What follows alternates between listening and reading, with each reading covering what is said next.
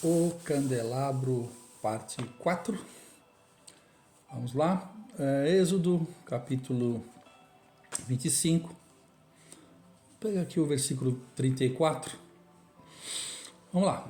Mas no candelabro mesmo haverá 4 cálices com o formato de amêndoas, com seus botões e suas flores. Aqui é algo que eu quero assim, investir bastante tempo. Por que Deus falou para colocar em formato de amêndoas? Por que não de abacaxi, de uma outra fruta qualquer lá? Por que especificamente de amêndoa? Aí quando você vai começar a buscar isso em Deus, entender em toda a criação, a amêndoa ela tem 2 características. O fruto da amêndoa. Ela tem uma rigidez, madurez externa,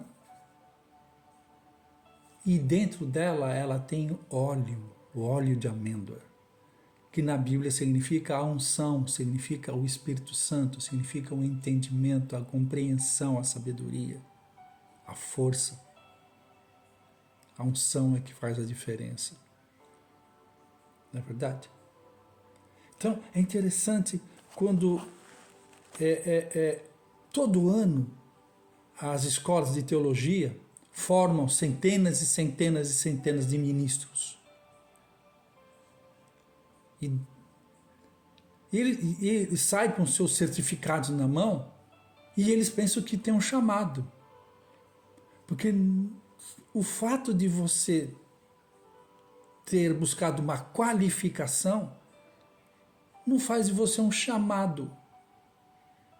Porque aquele que é chamado, primeiro que ele foi chamado antes da fundação do mundo. É a primeira coisa. Os homens vão apenas reconhecer aqueles a quem Deus chamou. E Deus mesmo faz menção dele aos outros. O céu se abre e Deus mesmo aponta você para os outros. Este é o meu filho amado. Esta é a minha filha amada. A eles ouvi. Estou entendendo isso? Deus mesmo tem um povo para você. Tem uma demanda. Tem um fluxo, tem um propósito. E para esse propósito você vai precisar dessas 2 características que somente Deus te dá. Rigidez, resistência, para aguentar os processos. E flexibilidade, e unção, e capacidade. Lá em Mateus, diz assim, bem-aventurados os mansos, porque esses herdarão a terra. Nós vamos estudar sobre isso. Quando fala de mansidão, está falando de pessoas moldáveis, ensináveis. O que eu ensino não é difícil de entender, ele é difícil de aceitar. Porque o evangelho verdadeiro tem a ver com despojai-vos e revesti-vos. Despojai-vos do velho homem, velha mentalidade, religiosidade, e revesti-vos do novo homem. O resto é religiosidade. A nossa vida se compõe desses 2 comportamentos básicos. Despojando-vos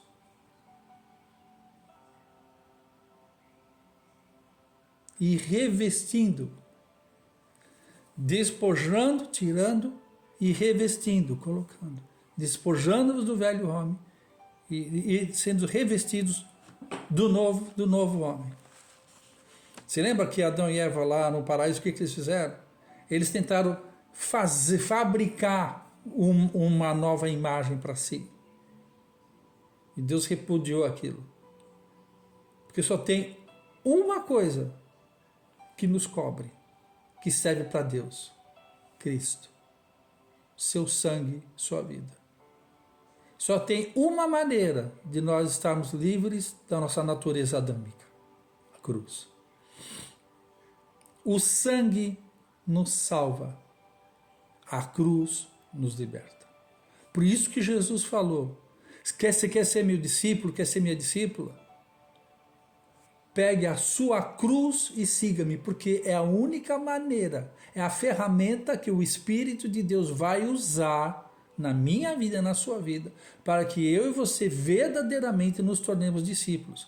Você lembra que está escrito lá? Muitos virão naquele dia e falarão: Senhor, Senhor, eu em teu nome cuidei de 500 crianças, eu em teu nome fiz uma escola bíblica tremenda, eu em seu nome fui missionário, eu em seu nome fiz isso, fiz aquilo. Ele falou: eu não te conheço. A nossa crença é poderosa para fazer muita coisa, inclusive as que Deus não chamou para fazer. A nossa carne e a nossa alma tem uma capacidade incrível de criar, fantasiar, imaginar. E é um perigo, gente. É um perigo isso. Por isso que a gente tem que estar sempre se questionando. Você sabe que eu mesmo fico com isso com Deus. Falei: meu Deus, né?